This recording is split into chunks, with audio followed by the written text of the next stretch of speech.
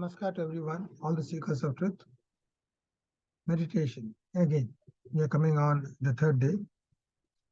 People talk about meditation at different levels, different ways, different methods, different tools. And most of the time, we say that you have to sit,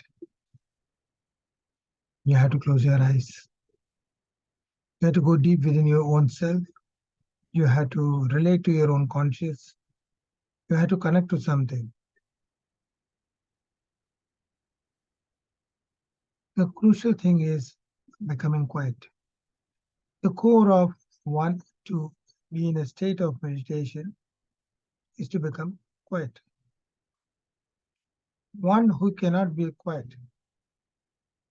internally and externally, such a person can never meditate and go deep within oneself.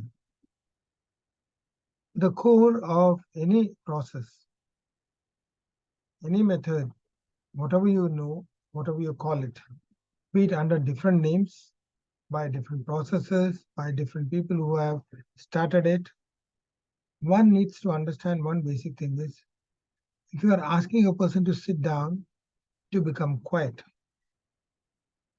then you're putting a condition to the person. We have plethora of conditions within our life, and we actually lead a very complex life every single moment of time and space. And surely we don't want more to be part of us. Our meditation has to be a process for going within. Today it has become a process of relaxing. Relaxing means you are trying to relax the physical body to a great extent so that you're able to realize or know the basic levels of the mind at one point. That one point may become part of you or expand from you, but how much you are going to expand from that is a big question. For I have seen a lot of people who meditate a lot and they claim that they are experts in meditation and they teach also. But the sad fact is they are still in search for it.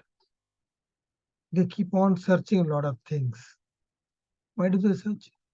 If they have attained it, if it's going to happen to them, if it has become a part of them, do I need to search for it?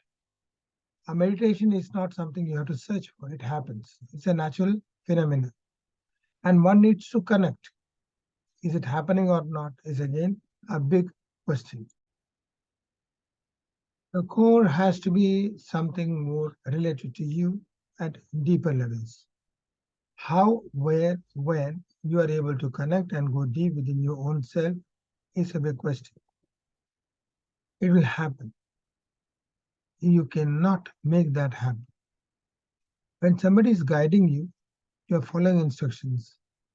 When you are chanting something, you are counting the numbers and you are also making sure you are going by the meter of the chant, the way it has to be said, the way it has to be pronounced. Isn't it similar to what we do in a normal activity with open eyes? Are we even remotely becoming aware that what we are doing for ourselves, within ourselves, is something what we practically do outside every day? And in those moments, we find that we are not at peace. But we find our body relaxed when we go deep and start chanting. You have chanted for maybe 1,000 times, maybe 100 times. You might have even done a guided meditation or a guided hypnotic state kind of thing scenarios for a longer period of time, and you are feeling comfortable about it. But does it allow you to go deep? You do a process for getting into a state of meditation that's called the Kriya. So any type of Kriya is an action. So you might be doing physical movements, you will be doing mental movements, you will be doing emotional movements, you are doing physical and emotional movements.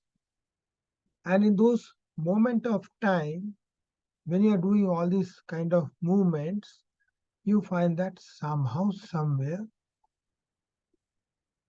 your body is tuned to it and you become comfortable in that particular flow. When you are becoming comfortable in that flow, you realize that there is a depth to it, there's an understanding to it, there's a concept you are able to feel. This is quite essential for one to relax. But then it's only relaxing. And you're doing a process to relax. Are you going deep? Is a big question we have to understand. If you are not going deep, then where are we going? We are not going anywhere. We are looking for deities, we are looking for names, we are looking for chants, we are looking for scriptural chants, we are looking for chants we heard from people around us. We look for chants from organization, we look for chants from different places. We are trying to do an action, we are trying to do inactions, we are trying to do a lot of activities somehow related to what I know. The question is what I don't know. Are we able to relate to those things? What I am able not connect. So somehow I am only able to connect to those things which I know. But what about those things which I am not even aware of? Can I grow beyond that? Looking out from the window, you see the space is so big, but if I come out in the open ground, you see a bigger space. But in the outer space, can you feel the expanse of it? You begin with an awe that you have seen something larger, larger, and larger than any of the imagined thought. And then suddenly you are mesmerized by the planets, you are mesmerized by the stars, you are mesmerized by the lights, you are mesmerized by the way it sees. So your experience is marvelous. But then you get back to your work. So that experience which is marvelous is not becoming part of you. So the contemplation is holding you back. A meditation means you're dropping off the contemplation. You're discarding what you know. You are not denying any of those. We are just transcending beyond what I know to attain what I can go and what I can do. When I go to an area where I should be going and I do what I only can do, your all actions becomes neutral. There are no action to project. So in a static manner, the dynamism comes about. It's called the dynamic static nature.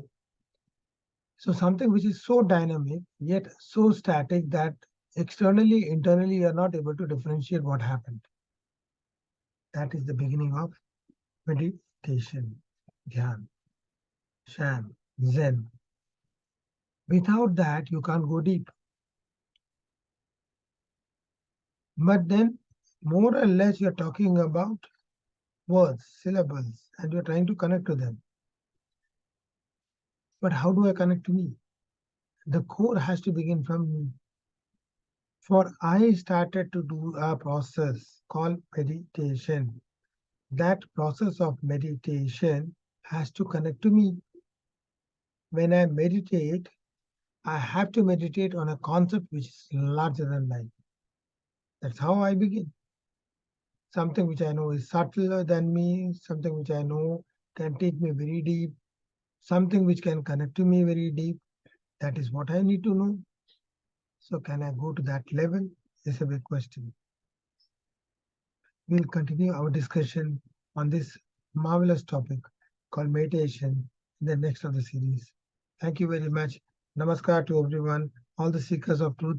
May your journey be very happy on this path, and may I be able to guide you onto the real path of knowing what meditation is all about. Thank you.